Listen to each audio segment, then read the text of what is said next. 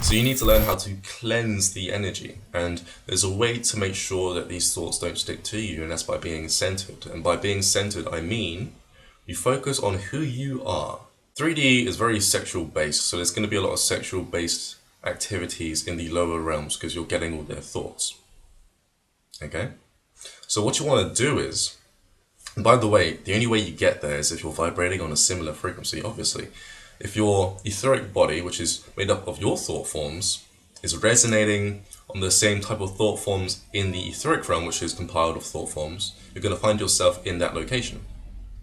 So what you do is you sit within yourself and you just be honest with yourself. Okay, given my mental state, how I think about things, where am I most likely going to end up?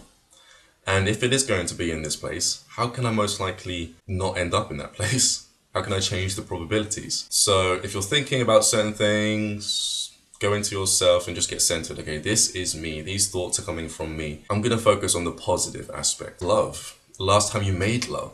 Wow, that'll put your frequency way off the chart. You'll be really high, vibrating high. You'll even bump into the high dimensions. Having people around you that loved you.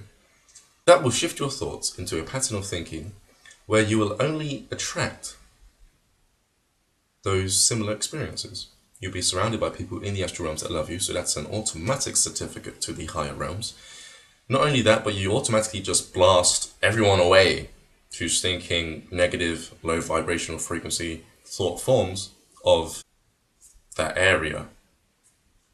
So this is just centering yourself in the positive spectrum of your etheric body, of the thought form, of your energy field, okay, of the grid of everyone's thoughts. There's always going to be a positive and a negative, okay?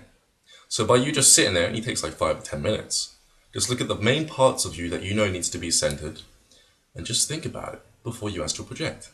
And then you'll be fine. Now you do get pretty good at noticing other people's thought forms in the astral realm to the degree where you can just, it doesn't even phase you. It doesn't come near you even. It's not a vibrational match because you're not holding the frequency, so it doesn't exist in your space. And that's why you don't end up in these locations. But if you are in these locations, you're most likely going to be protected. Most likely.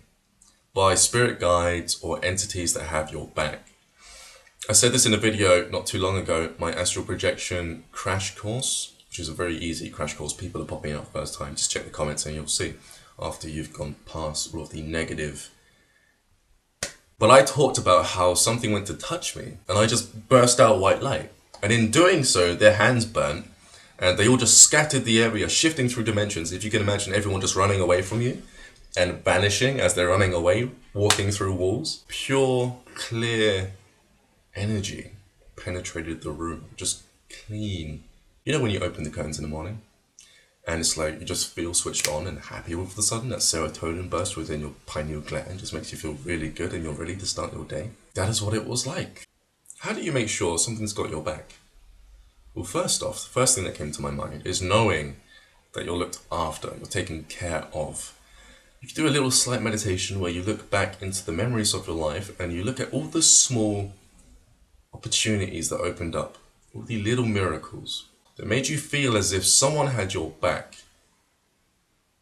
Okay, maybe you had to go home quickly from work. Just by so-called coincidence, none of the traffic lights were red. They were all green every time. And even when you was approaching a red traffic light, it just turned green. It's a school day, and yet the roads are clear. You just so happened to receive money in the post to pay your bills, which you were worrying about, thinking that it wasn't going to happen. You were going to become late within that area of your life.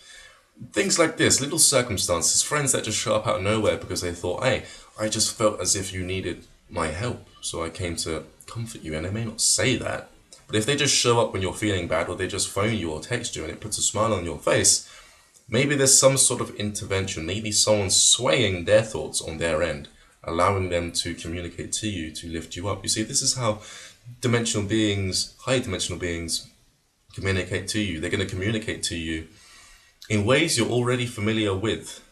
And as your awareness grows of how many different ways these beings can contact you, it's going to change. And when you start astral projecting and you understand that they are there, they're going to show up and they're going to pull you out of your body, but they're going to warn you first. Normally, as you're drifting to sleep on your pillow, you start hearing their voices, and it's a comforting, warm feeling. That's another thing in the astral realms. You can feel people's intentions, their thoughts, coming off of them. Same with the voices, so you'll know it's going to match that frequency you feel every time it feels like someone's got your back in 3D. Hone in on that frequency and think about that frequency before you go to astral project, and you'll be fine. You're going to attract them. Okay. Another way they talk to people is through double digits, numbers: 1111, 555, one of my favorites, and sevens. I get a lot of sevens and a lot of zeros and a lot of ones, especially within the 2 weeks that I've been giving out this content. So I'm JC.